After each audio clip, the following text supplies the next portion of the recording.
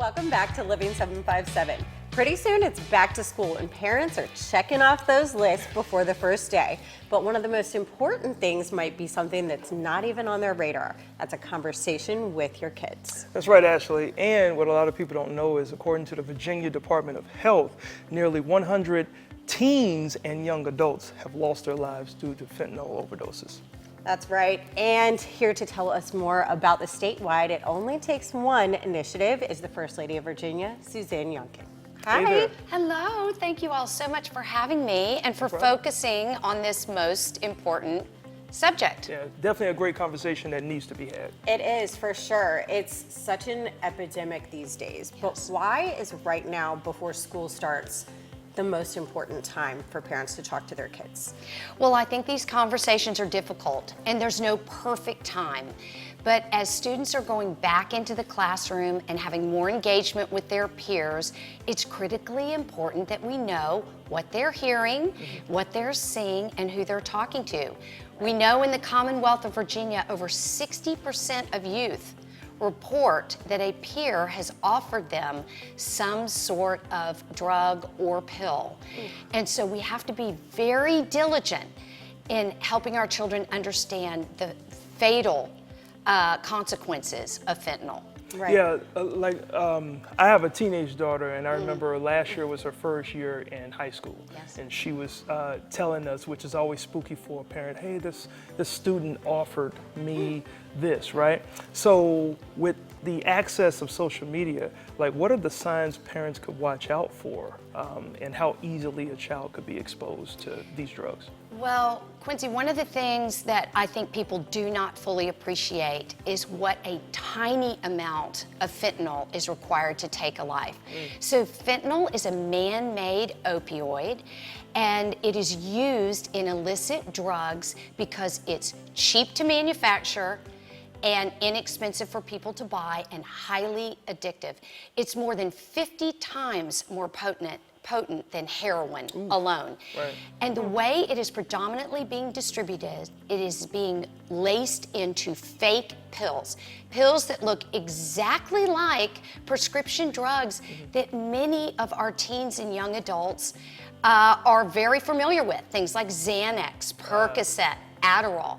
These pills masquerade as the real deal, and yet we know they're not. Right. And it only takes one pill, one mistake Right. to take a life. And so what we're talking today about is the opportunity to have serious conversations with those we love, and make sure that they understand that they should not be taking anything given to them other than by a licensed pharmacist or a trusted adult. There you go. Definitely. And like Quincy said, he has a teenage daughter. My oldest is 5. Wow. So one of the questions I think at the top of my mind is, what age is it appropriate to start talking to your children about this? And what is a good way to start that conversation? Well, as part of the campaign that I have been so diligently working on, the Only Takes One campaign, we have had a lot of age-appropriate conversations. As a matter of fact, I was at an after-school program with first graders, and what we talked about was finding something on a playground. So you might say to your 5-year-old, if you see something colorful on the ground at school or at a store or on the playground, what do you do with that? And the obvious answer is, A, you don't touch it, and B, you certainly don't put it in your mouth. Right. And so there are ways to approach this conversation so that we do not scare our children, that it's very age appropriate, but we let them know that there are things out there that are intended to damage them, and we want to protect them from those things. Absolutely. Yeah, and the protection, as we round out the interview here, the protection is the most important thing. So where can parents and caregivers go for trusted resources? So there are many things that parents and caregivers, coaches, teachers, pastors can do. First of all, you can talk to a pediatrician, knowledgeable pediatrician. You can talk to a school counselor. School counselors now have access to mental health resources in the Commonwealth of Virginia. You can visit our website, itonlytakesone.org. www.virginia.gov. That gives you tips for important conversations, all of the data around deaths, how to get trained to use life-saving naloxone, something that I don't think everyone is aware is readily available, a nasal mist that will reverse an opioid overdose. Oh, wow. And so in the Commonwealth of Virginia, this mist is not only free, but you can get trained on how to administer it.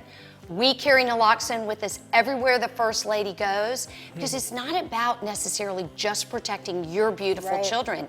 It's about protecting your community. It's about being ready in the grocery store or at the Walmart or when you're getting gas.